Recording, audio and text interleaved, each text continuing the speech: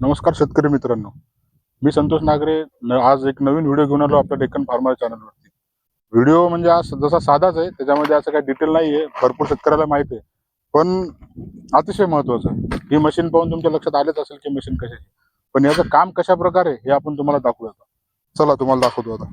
तर मित्रांनो, drip अंथरताना pipe गुंततो, वाकडा पडतो आणि अनेक मजूर लागतात. पण आज आपण पाहणार आहोत अशी हाताने चालणारी ड्रीप अंथरण्याची मशीन, जी कमी खर्चात, कमी मेहनतीत आणि कमी वेळात ड्रीप अंथरण्याचे काम अगदी सोपे करते. त्यासाठी आपण ही मशीन आणलेली आहे. मित्रांनो, ही पूर्णपणे मॅन्युअल मशीन आहे. यासाठी ट्रॅक्टर, इंजिन किंवा वीज लागत नाही.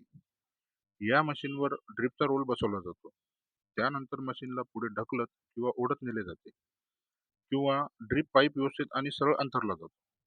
यामुळे पाईपमध्ये गुंता होत नाही आणि कामाचा वेगही वाढतो. मित्रांनो, या मशीनचा सर्वात मोठा फायदा म्हणजे मजुरीची बचत.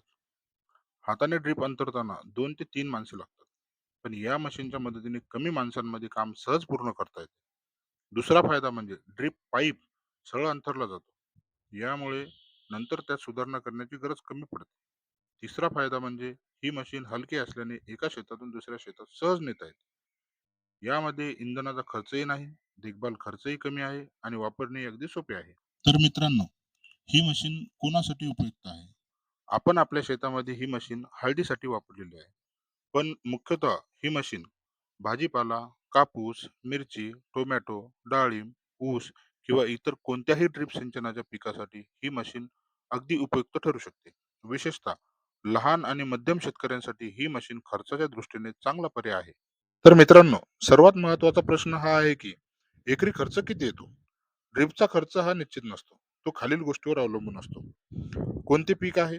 झाडामधील अंतर किती आहे? कोणत्या कंपनीचे ड्रिप घेत आहात? पाईपची जाडी आणि गुणवत्ता काय आहे? फिल्टर वेंचुरी मुख्य पाईपलाईन आणि कंट्रोल वॉल्व यांचा समावेश आहे का? साधारणपणे महाराष्ट्रात एकरी ड्रिप सिंचनाचा खर्च 30,000 रुपयापासून ते 70,000 रुपयापर्यंत जाऊ शकतो.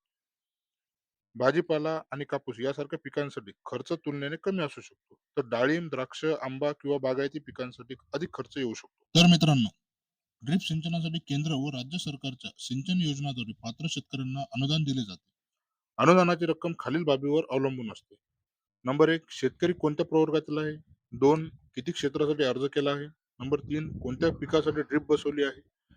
त्या वर्षीचे शासनाचे नियम काय आहेत? म्हणून सर्वांना समान रक्कम मिळते असे नाही.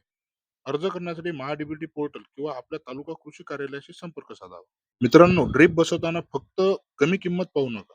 नेहमी दर्जेदार कंपनीचे साहित्य घ्या, अधिकृत विक्रेत्याकडून बिल घ्या, वॉरंटीची माहिती जाणून घ्या आणि आपल्या पिकासाठी योग्य डिझाईन करूनच ड्रिप बसवा.